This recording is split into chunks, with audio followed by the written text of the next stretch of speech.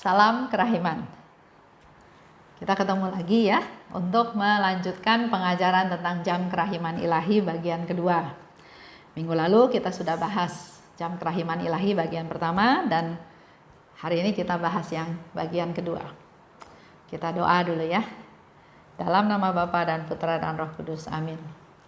Allah yang maha baik, Allah yang murah hati, terima kasih Bapa karena pada kesempatan ini kami semua juga Engkau perkenankan kembali untuk semakin boleh mengetahui akan kehendak-Mu, akan belas kasih-Mu, khususnya dalam pengajaran jam kerahiman.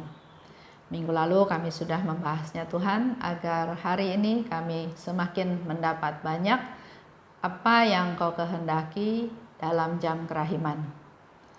Agar kami boleh menjadi pendoa-pendoa, menjadi rasul-rasul kerahiman-Mu yang berbelas kasih, khususnya sebagai para devosan yang setia untuk melakukan jam kerahiman.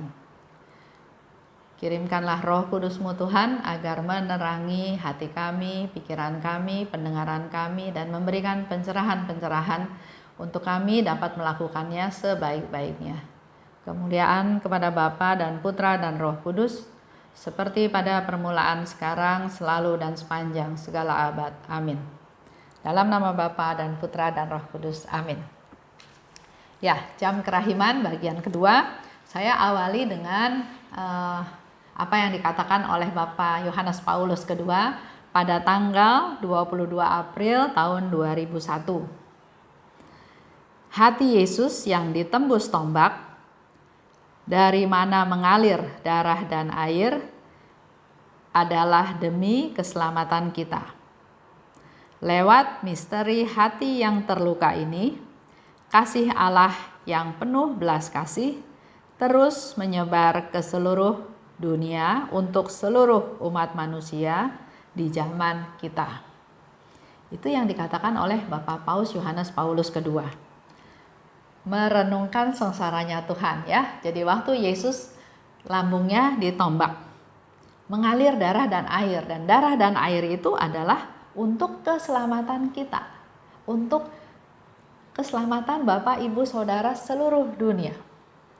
Dan lewat misteri yang terluka ini, lambungnya Yesus kan tadinya nggak apa-apa, ditusuk tombak berarti kan lambungnya dilukai ya. Melalui misteri yang terluka ini, kasih Allah yang penuh belas kasih terus menyebar ke seluruh dunia, memancar.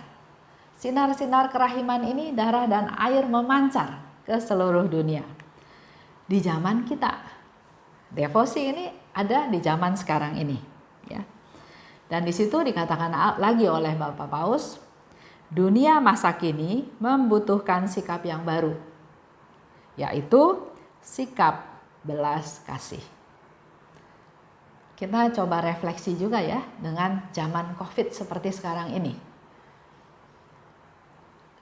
Kebutuhan orang-orang yang di satu pihak, ya hampir semua ya, hampir seluruh dunia mengalami dampak dari COVID-19 ini. Ada yang berdampak kecil, ringan, tapi ada juga yang berdampak parah, ya, berat. Nah, di dalam momen seperti sekarang ini, seperti yang dikatakan oleh Bapak Paus Yohanes Paulus kedua, kita harus punya sikap yang baru, yaitu sikap berbelas kasih. Kita yang sehat, kita yang cukup, kita perlu peduli kepada mereka yang sedang sakit. Sakit sendiri di rumah sakit, diisolasi tanpa dia tahu besoknya bagaimana hidupnya dia.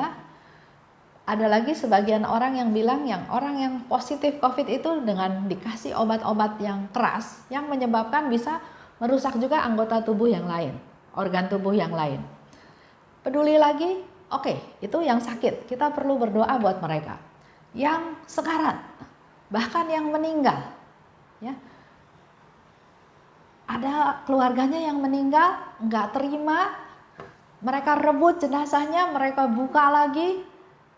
Dan akibatnya banyak anggota keluarganya yang tertular positif COVID-19.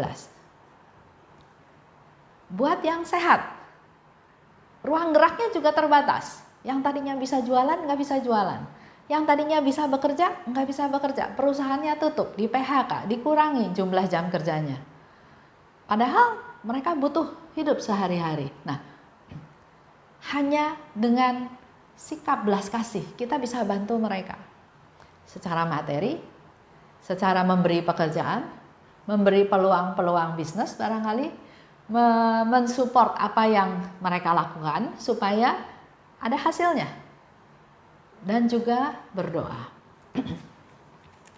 Mari kita punya sifat yang baru, sikap yang baru, yaitu sikap belas kasih. Kalau kita baca diary-nya Suster Faustina, di sana juga dikatakan, umat manusia tidak pernah akan memiliki damai sebelum ia berpaling pada kerahiman ilahi. Kita yang udah tahu, kita perlu sharing, membagikan, mewartakan tentang kerahimannya Tuhan. Karena jelas di situ dikatakan, mereka tidak akan mengalami damai kalau belum berpaling kepada kerahiman Tuhan. Kalau masih belum bisa menerima keadaan fakta yang sekarang dihadapi. Kenapa orang tua saya meninggal? Kenapa anak saya meninggal? Kenapa saudara saya meninggal? Kenapa saya punya rencana bagus, sudah invest di sana sini, kemudian dengan masa seperti ini jadi rugi, jadi bangkrut, jadi malah utang. Dengan keadaan yang serba kekurangan, dengan sangat terbatas sehingga sedangkan kebutuhan keluarga banyak, maka malah timbullah saling menyalahkan dalam keluarga.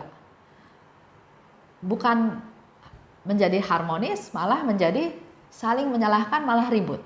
Bahkan saya dengar di TV, jumlah permohonan perceraian itu di salah satu kota ya di daerah Jawa Barat itu malah meningkat jumlahnya. Bukan makin sehati, makin akur, tapi malah makin berseberangan ya. Dan di sini Suster Faustina juga katakan, umat manusia tidak akan pernah mengalami damai sebelum berpaling kepada kerahiman Tuhan. Oleh sebab itu, ayo kita ajak teman-teman semua untuk berpaling pada kerahiman Tuhan. Nah, oke, karena khusus bicara tentang jam kerahiman, saya mau kembali lagi fokus kepada Yesus minta jam 3 petang, ya, jam 3 petang. Minggu lalu saya memberikan satu contoh, satu gambaran di mana dunia ini kan dibagi dalam 24 jam. Kalau jam 3 di Jepang, di Singapura baru jam 2. Di Jakarta baru jam 1. 1 jam kemudian Singapura yang jam 3, Jakarta yang jam 2. 1 jam kemudian Jakarta yang jam 3, dan itu terus berurutan selama 24 jam. Jadi kalau kita lihat doa jam kerahiman yang diminta oleh Yesus, doakan doa jam kerahiman pada jam 3 petang di tempat tersebut, maka kalau kita urut seluruhnya adalah akan menjadi satu rantai doa yang berkesinambungan, yang tidak putus. Ya, selama dunia berputar 1 jam, 1 jam, 1 jam. Jadi itu adalah suatu doa massal sebetulnya.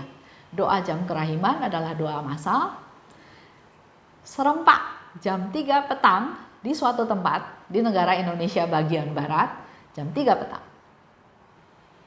1 jam kemudian daerah lain lagi, serempak lagi, 1 jam lagi. Dan terus seperti itu. Sehingga saya melihatnya satu gambaran bahwa ini doa massal yang berkelanjutan, berkesinambungan, yang tidak pernah putus. Merupakan satu persatuan seluruh dunia, karena doa jam kerahiman itu tidak hanya didoakan di Indonesia. Setiap jam 3 petang didoakan di setiap negara bagian, sehingga itu menjadi satu kesatuan. Ada persatuan, ada kebersamaan, ada sehati, ada ya rantai doa yang luar biasa, yang tanpa henti. Yang selain kita berdoa bersama-sama, juga sebaliknya Tuhan Yesus dengan janji-janjinya dalam jam kerahiman, Dia akan memberikan rahmat yang luar biasa. Apa aja yang kamu minta demi sengsaraku akan aku kabulkan. Kalau kamu berdoa jam kerahiman, maka kamu akan memperoleh untuk diri kamu sendiri dan untuk orang-orang yang kita doakan. Kita perlu berdoa untuk mereka yang berdosa. Yesus bilang, benamkanlah dirimu dalam lautan kerahiman Tuhan. Jadi semua yang dilakukan pada jam kerahiman itu sebetulnya sama. setiap negara, setiap dunia secara berurutan selama 24 jam. Itulah powerfulnya doa jam kerahiman, ya. Lanjut. Jam 3 petang. Itu bisa menjadi satu gambaran pada waktu Yesus menghadapi sakratul maut. Pada waktu Yesus ada di salib. Pada waktu Yesus dalam perjalanan menuju Golgota. Kita juga ikut hadir di bawah kaki salib seperti Bunda Maria dan Yohanes, ya. Yesus disalib, kita ada di kaki salib. Kalau seperti itu kita mungkin ingat di peristiwa yang ke-11 atau ke-12. Kita juga ada bersama dengan Bunda Maria, ya. Di jalan salib juga diceritakan bagaimana Yesus bertemu dengan Bunda Maria. Bagaimana Bunda Maria ada di bawah kaki salib bersama Yohanes. Kita juga ada di dalam perjalanan jalan salib tersebut berdoa merenungkan sengsaranya Yesus. Sekaligus kita juga memuliakan kerahiman Allah. Allah begitu baik, begitu maha rahim, begitu berbelas kasih, sehingga Yesus katakan kan, jam kerahiman itulah jam yang paling istimewa, karena pada saat itu kerahiman mengalahkan keadilan. Lanjut. Pada jam itu juga Yesus bilang, mintalah. Ya, jadi saatnya kita minta kepada Tuhan, saatnya kita mohon belas kasih Tuhan buat diri kita sendiri, buat orang yang kita doakan, dan juga buat seluruh dunia. Itu jam kerahiman. Nah, mungkin kita bertanya, kenapa ya Tuhan suruh kita berdoa untuk pendosa yang malang? Dia nggak bilang berdoa untuk kerabatmu, leluhurmu, orang-orang yang kamu kasih, temanmu, tapi Yesus fokusnya benamkanlah dirimu dan berdoalah untuk mereka yang berdosa, khususnya pendosa yang malang. Kenapa? Karena biasanya kalau pendosa atau orang berdosa atau orang jahat, biasanya kita sayang dia atau kita benci dia? Benci ya. Banyak orang yang benci sama dia. Kalau banyak orang yang benci, banyak orang yang doain dia nggak? Mungkin nggak ada. Mungkin waktu dia mati pun orang-orang syukurin dia bahwa dia sudah mati. Buat Yesus, jiwa-jiwa seperti inilah yang sangat butuh didoakan. Karena banyak orang benci dia. Oleh sebab itu dia minta para devosan berdoalah buat jiwa yang malang. Karena kita benci sama dia, jadi kan biasanya nggak mau doain dia, ya. Banyak yang benci, nggak ada yang mau doain mereka, dan juga malah syukurin, mengutuk dalam tanda kutip ya, syukur satu orang yang jahat sudah mati, dunia berkurang satu orang jahat ya. Tapi di kacamata Yesus bukan itu, kita perlu berdoa buat pendosa yang malang karena Yesus juga ingin orang-orang ini mengalami keselamatan, mengalami kerahiman Tuhan. Tuhan tidak menghendaki kematian orang fasik. Tuhan ingin semua ciptaannya suatu hari ada di surga, hidup bersama-sama dengan Dia. Oleh sebab itu kita perlu berdoa buat mereka. Jam kerahiman. Yesus katakan, kalau bisa lakukan jalan salib. Kalau nggak bisa, datanglah ke sakramen Maha Kudus, berdoa menyembah. Kalau nggak bisa juga, dimanapun kamu berada, renungkanlah sengsaraku, walaupun sebentar. Karena dengan kita merenungkan sengsara Tuhan, maka kita akan menjadi semakin tahu hatinya Tuhan Yesus yang berbelas kasih.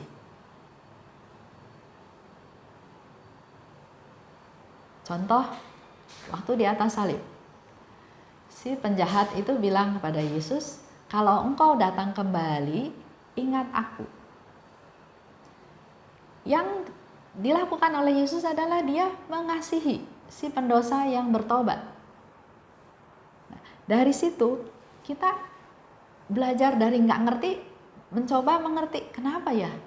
Kok orang itu berdosa, orang itu jahat, disalib, tapi kok Yesus bilang hari ini juga engkau akan ada bersamaku di Firdaus. Nah, kita gali. Akhirnya kita menemukan bahwa Allah itu berbelas kasih. Buat Allah itu yang paling penting adalah orang itu sadar akan kesalahannya, bertobat.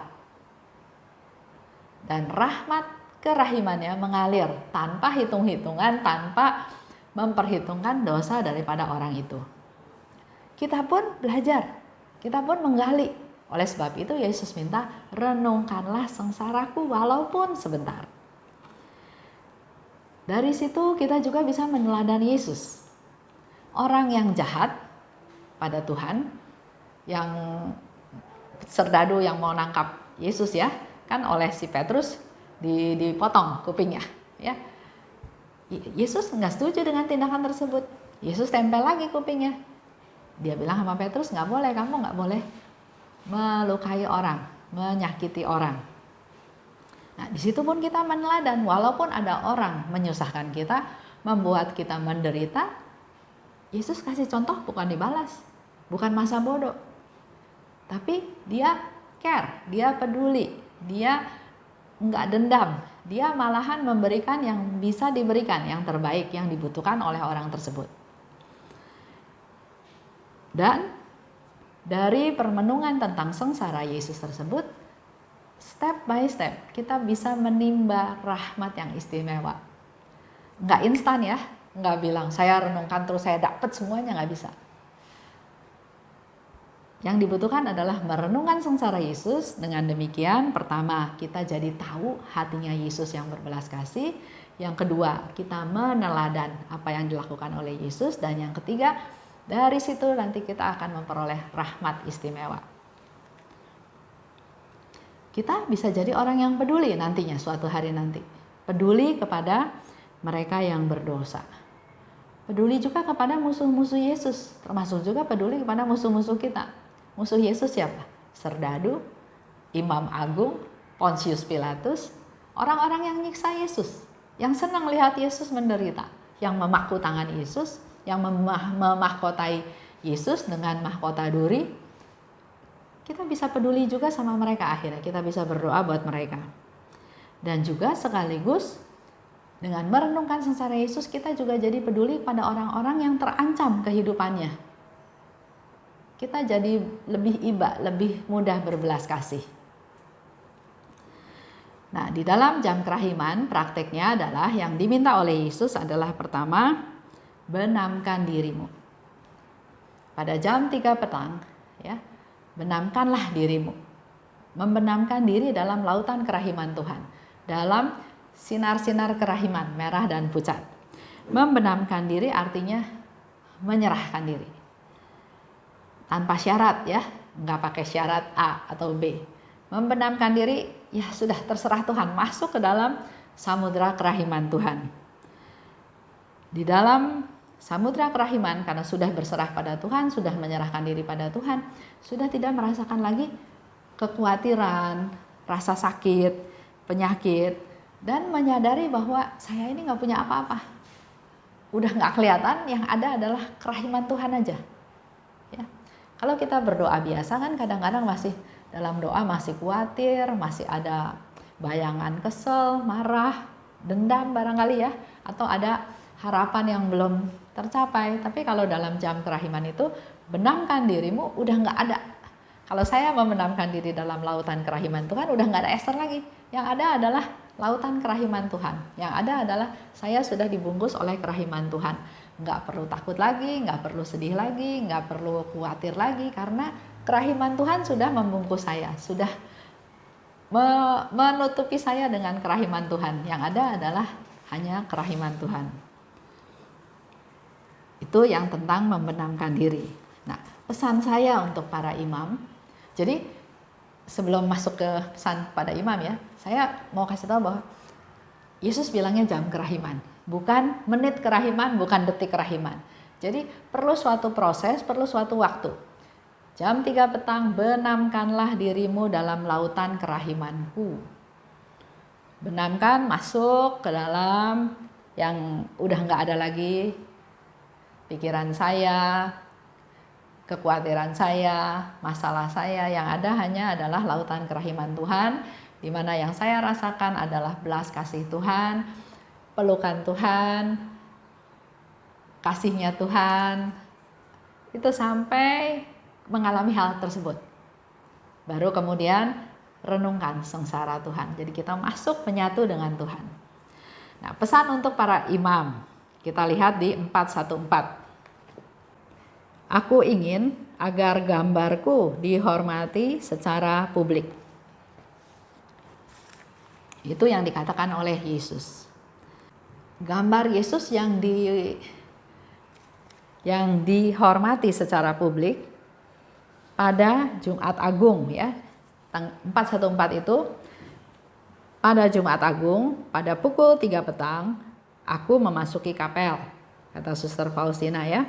Dan aku mendengar kata-kata ini. Aku ingin agar gambarku dihormati secara publik. Kemudian aku melihat Tuhan Yesus menghadapi ajal disalib di tengah penderitaan yang amat berat. Dari hati Yesus terpancar dua sinar yang sama seperti dalam gambar itu. Jumat Agung, jam 3 petang, Suster Faustina mendengar kata-kata Yesus, aku ingin agar gambarku dihormati secara publik. Ini hanya bisa dilakukan, hanya bisa dilaksanakan kalau pastornya, imamnya setuju. Jumat Agung dalam perayaan Ekaristi. Perannya imam itu sangat besar dalam hal ini.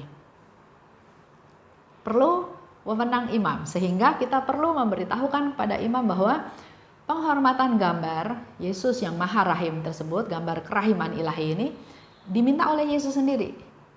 Yesus yang minta dihormati secara publik, dan itu baru bisa dilakukan seizin imam, seizin pastor. Yang kedua, misalnya di 648. Di situ juga sama ya. Jumat Agung pukul 3, aku melihat Tuhan Yesus yang tersalib, yang memandangku dan berkata, aku haus. Kembali lagi, Jumat Agung, jam 3 petang, Yesus tersalib dan dia katakan, aku haus. Ya betul, kalau kita lihat cerita Yesus di atas salib, dia sudah disalib, dia memang katakan aku haus. Dan para serdadu memberikan minuman paduka ya, diberikan kepada Yesus. Dalam hal ini ungkapan Yesus aku haus itu bukan hanya haus secara jasmani, tapi dia haus akan jiwa-jiwa. Dia datang ke dunia untuk menyelamatkan jiwa-jiwa. Dan sekarang dia sudah harus pulang. Sedangkan masih banyak jiwa-jiwa yang belum bertobat. Yesus ingin kita semua sebagai devosan kerahiman menjadi perpanjangan tangan Tuhan. Mencari jiwa-jiwa tersebut untuk dipersembahkan kepada Yesus. Untuk mengobati rasa hausnya Yesus yang haus atas keselamatan dari jiwa-jiwa. Itu yang menjadi PR kita semua ya, di dalam jam kerahiman berdoa khususnya untuk para pendosa, untuk para jiwa-jiwa yang malang. Nah, saya mau kasih contoh satu doa jalan salib singkat. Doa jalan salib itu sebetulnya bisa kita lakukan sesuai dengan permenungan kita masing-masing ya. Yang pasti kan jalan salib itu ada 14 perhentian. Sekarang malah ada tambah 1 ya, 15 perhentian. Setiap perhentian itu kita bisa merenungkan. Nah, saya mau kasih satu contoh tentang pelaksanaan jam kerahiman, yaitu melakukan jalan salib yang disusun oleh Pak Stephen Lex. 1. Perhentian pertama ya, Yesus dijatuhi hukuman mati. Doanya, Yesus, ajarilah aku tidak menghakimi siapapun sesuai amanatmu sendiri. Dilanjutkan dengan lagu Kyrie eleison. Perhentian kedua, Yesus memanggul salib. Doanya, Yesus, ajarilah aku memandang salib dari sudut kerahiman Allah dan memikulnya dengan kasih. Ketiga, Yesus jatuh untuk pertama kalinya. Doanya, Yesus, ajarilah aku bertobat setiap hari, bangun kembali dari dosa, serta menjadi manusia yang baik. Perhentian keempat, Yesus berjumpa dengan ibunya. Doanya, Yesus, ajarilah aku menjalani hidup di bumi ini bersamamu dan bersama bundamu yang tercinta. Perhentian kelima, Yesus ditolong oleh Simon dari Kirene. Doanya, Yesus, ajarlah aku menerima kehendak Allah, termasuk yang tidak kupahami sekalipun. Perhentian keenam, wajah Yesus diusap oleh Veronica. Doanya, Yesus, ajarlah aku melihat kebutuhan orang lain.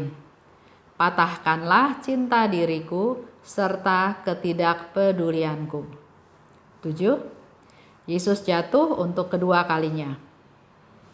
Doanya, Yesus, ajarlah aku menyesali dosaku dan berilah aku kekuatan baru untuk memeranginya selalu. Kedelapan, Yesus ditangisi para perempuan Yerusalem. Doanya, Yesus, ajarlah aku cara memanfaatkan waktuku di bumi ini dengan sebaik-baiknya. Perhentian ke-9, Yesus jatuh untuk ketiga kalinya. Doanya, Yesus, ajarlah aku memandang sengsara dan lukamu sebagai sumber rahmat bagi seluruh dunia. Perhentian ke-10, pakaian Yesus ditanggalkan. Doanya, Yesus, ajarlah aku hidup murni, ampuni segala dosaku, agar kelak aku boleh memandang dirimu. Perhentian ke-11, Yesus disalibkan. Yesus, ajarlah aku bersikap seperti Engkau yang rela mengampuni orang yang memaku tubuhmu. Perhentian ke-12, Yesus wafat disalib. Yesus, ajarilah aku selalu menyerahkan diriku kepadamu, khususnya di saat ajalku tiba. Yesus diturunkan dari salib. Yesus, ajarlah aku kasih sejati agar aku pantas kelak dirangkul olehmu dan dipeluk oleh bundamu. Perhentian ke-14, Yesus dimakamkan. Doanya, Yesus, ajarlah aku melekat kepadamu begitu rupa, sehingga hidup dan matiku seluruhnya bagimu saja. Itu salah satu contoh ya.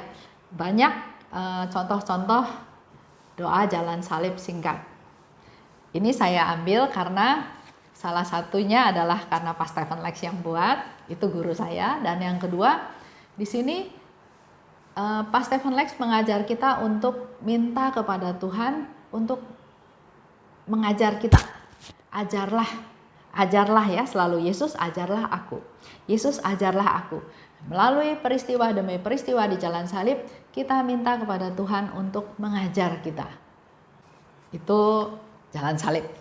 Kalau contohnya tentang doa di hadapan Sakramen Maha Kudus, itu juga ada bukunya pengantarnya ada ya, buku yang merah. Tapi juga bukan harus seperti di buku itu. Kita juga bebas melakukan doa-doa, bermeditasi, hening, diam di hadapan Tuhan, menghormati Sakramen Maha Kudus. Cara yang ketiga, renungkanlah sengsaraku, walaupun sebentar. Jadi dimanapun kita berada, Yesus minta, kalau nggak bisa jalan salib, kalau nggak bisa ke sakramen tobat, renungkanlah sengsaraku. Nah, yang saya biasa lakukan kalau renungkan sengsaranya Tuhan itu juga mengambil dari peristiwa jalan salib. Contohnya misalnya perhentian yang ke-11 ya, tadi kita bahas juga yang ke-11. Yesus disalibkan, Yesus dipaku di kayu salib. Permenungan saya misalnya, Yesus melakukan jalan salib, peristiwa demi peristiwa dia alami, siksaan demi siksaan, penderitaan demi penderitaan, hinaan dia terus alami, tapi dia tetap berjalan teguh sampai akhirnya ke Bukit Golgota. Di sana Yesus mau disalib, ya. Nah, pada waktu Yesus mau disalib, otomatis dia badannya direntangkan supaya tangannya yang kanan dan yang kiri bisa dipaku di kayu salib, karena kan nanti harus diberdirikan. Nah, pada waktu tangannya mau dipaku di kayu salib di kiri kanan, biasanya sudah ada juga di salib itu sudah ditentukan titik-titiknya mau paku di mana. Yang saya tahu, kalau orang mengalami penderitaan, mengalami kesusahan yang luar biasa, penderitaan yang luar biasa, itu secara tidak langsung badannya tuh mengkerut, ya, menciut. Contoh, si para serdadu itu tahu Yesus itu sudah dicambuk, dianiaya sedemikian rupa, sehingga dia juga takut kalau nanti Yesusnya enggak selesai dalam jalan salib, dia sudah meninggal di tengah jalan. Karena dia sudah melihat Yesus yang begitu keparahan, kepayahan, dan juga karena si serdadu ini menyiksa Yesus sesuka hatinya, maka dia panggil Simon dari Kirene untuk membantu. Bukan baik sama Yesus, bukan kasihan sama Yesus, tapi karena para serdadu takut nanti Yesusnya nggak sampai, sudah meninggal di tengah jalan, bagaimana ceritanya? Jadi dia panggillah Simon untuk bantu Yesus supaya bisa bawa salib itu sampai ke Golgota. Nah, penderitaan yang luar biasa bukan hanya Yesus yang alami, tapi juga sudah dilihat oleh para serdadu tersebut. Waktu mau disalib, tangan Yesus dipaku di kayu salib. Waktu tangan yang satu lagi mau dipaku itu enggak sampai, ya. Karena badannya sudah mengkerut, jadi enggak sampai. Akibatnya apa? Akibatnya ditariklah. Tangan yang kiri ke kanan semua ditarik, dipentang supaya bisa dipaku di tempat yang sudah ditentukan. Bapak Ibu bisa bayangkan, kalau titiknya lebih jauh daripada tangan kita, otomatis ini ditarik ke kiri, ditarik ke kanan supaya bisa dipaku. Kita bayangkan bagaimana penderitaan Yesus pada saat itu. Ditarik, ototnya ditarik ke kiri, ke kanan untuk bisa dipaku. Dan kalau saya baca, orang itu juga nggak satu kali paku. Dia merasa nggak puas, dia paku lagi lebih dalam. Ya, itu yang Yesus alami, penderitaan itu yang Yesus alami. Begitu sengsaranya, begitu sakitnya, pada waktu ditarik ke kiri, ke kanan, apakah serdadu peduli? Itu sudah tarikan maksimal, dia nggak peduli. Yang penting dia mau paku. Kemungkinan ototnya ada yang putus, mungkin aja. Syarafnya ada yang putus, mungkin aja. Karena dia udah nggak peduli lagi dengan teriakan Yesus barangkali atau penderitaan Yesus, dia udah nggak peduli dengan hal tersebut. Yang penting dia harus paku Yesus di kayu salib. Oke. Setelah tangannya dipaku, sekarang kakinya mau dipaku. Kalau kita bayangkan, kayak kain juga ya, kalau kain itu ditarik ke kiri ke kanan, otomatis jadi memendek kan, jadi pendek. Begitu pula dengan yang Yesus alami pada waktu tangannya direntang, dipaku, waktu kakinya mau dipaku, otomatis posisinya juga nggak di posisi yang sebenarnya, karena sudah ketarik ke kiri ke kanan, badannya jadi agak pendek. Apa yang dilakukan? Ditarik lagi ke bawah. Kakinya itu ditarik lagi ke bawah supaya bisa dipaku di posisi yang memang tempat dipaku. Bapak Ibu bisa bayangkan penderitaan Yesus pada saat itu. Tangannya ditarik sampai ototnya putus, kakinya juga ditarik sedemikian rupa supaya bisa dipaku. Itu penderitaan yang Yesus alami. Yang sering kita lihat ya, Yesus ada di atas salib. Tapi momen demi momen yang dialami oleh Yesus itu sungguh luar biasa. Dan kembali lagi, kenapa dia mau lakukan itu? Kenapa dia mau terima itu? Itu semua hanya satu tujuannya. Supaya rencana Allah menyelamatkan kita semua manusia ini berhasil. karena cintanya Yesus kepada kita semua manusia berdosa, maka dia mau rela berkorban wafat di kayu salib. Nah, refleksinya adalah bagaimana dengan kita? Apakah membiarkan penderitaan Yesus sia-sia? Dia bela saya loh. Apakah saya acuh tak acuh? Apakah saya nggak percaya? Apakah saya masa bodoh? Itu permenungan yang perlu kita pikirkan. Betapa Tuhan mengasihi saya yang berdosa, bahkan saya masih berdosa pun, dia sudah mau menderita seperti itu. Renungan lagi yang lain. Apakah saya bukan bagian daripada yang menyalibkan Tuhan? Ya, enggak jelas-jelas kita yang maku ya, tangan Yesus ya. Tapi apa yang saya lakukan kepada orang-orang di sekitar saya yang membuat mereka tadinya bisa bekerja menjadi tidak bisa bekerja? Membuat mereka menjadi tidak berdaya. Membuat mereka seolah-olah gara-gara kita, keputusan kita, dia menjadi orang-orang yang disalib, nggak bisa bergerak, nggak bisa berusaha, nggak leluasa. Bukan secara fisik aja. Kalau kita memfitnah dia,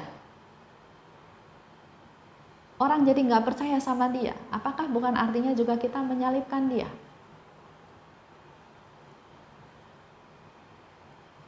Itu boleh menjadi renungan dari Bapak Ibu. Dari setiap peristiwa jalan salib, itu menjadi renungan kita semua. Dari hasil renungan itu kita nanti bisa masuk ke doa spontan, doa kita katakan pada Tuhan, doa penyesalan, pertobatan, mohon ampun, mohon kekuatan, mohon diberi rahmat, kepedulian pada orang lain, berdoa untuk yang berdosa, untuk yang tersesat, untuk yang belum kenal Tuhan Yesus, untuk yang meninggalkan gereja. Dari situ, dari permohonan itu kita akan keluar doa-doa spontan kita kepada Tuhan. Oleh sebab itu, kenapa tidak ada doa khusus, doa baku yang Yesus minta dalam jam kerahiman? Karena dengan setiap permenungan yang berbeda, pasti doanya juga berbeda. Itu aja cerita tentang jam kerahiman. Minggu depan saya akan lanjut dengan kerasulan kerahiman ilahi. Terima kasih atas perhatiannya. Kita tutup dengan doa penutup. Dalam nama Bapa dan Putra dan Roh Kudus. Amin. Allah Bapa yang Maha Baik, terima kasih Bapa kalau kami dibimbing untuk boleh semakin mengerti akan jam kerahiman. Jam kerahiman adalah jam yang secara khusus diminta oleh Yesus untuk kami lakukan pada jam 3 petang. Untuk kami datang kepadanya, menghayati, ikut merenungkan sengsaranya, khususnya sengsaranya yang amat pedih, yang dia alami dalam kesendirian, disalib dalam sakratul maut. Tumbuhkanlah rasa cinta kami ya Tuhan, untuk kami boleh merenungkan sengsara Tuhan Yesus, dan agar melalui permenungan tersebut kami boleh semakin tahu akan hatinya yang berbelas kasih. Kami juga belajar meneladan apa yang sudah dilakukannya untuk kami lakukan dalam hidup kami sehari-hari. Dan mampukan kami juga Tuhan untuk lebih peka, lebih peduli kepada sesama kami. Khususnya mereka yang berdosa, mereka yang butuh bantuan doa-doa kami, perhatian kami. Dan juga mampukan kami menjadi orang-orang yang setia dalam jam kerahiman, sehingga doa ini menjadi suatu rantai doa yang panjang, yang berkesinambungan, yang menyatu, yang bersama-sama dengan seluruh umat di seluruh dunia. Agar melalui jam kerahiman ini, seperti yang dijanjikan oleh Yesus, Dia akan mengabulkan setiap doa yang diajukan dalam jam kerahiman demi sengsaranya yang pedih. Dan Yesus juga berjanji untuk memberikan rahmat-rahmat yang luar biasa kepada kami semua. Terima kasih Tuhan.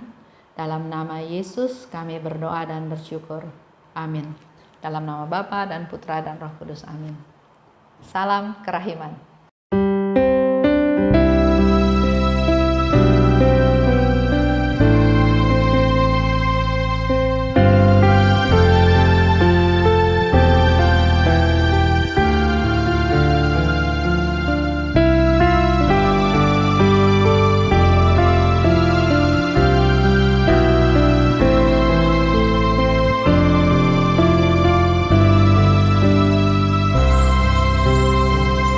Aku memuliakan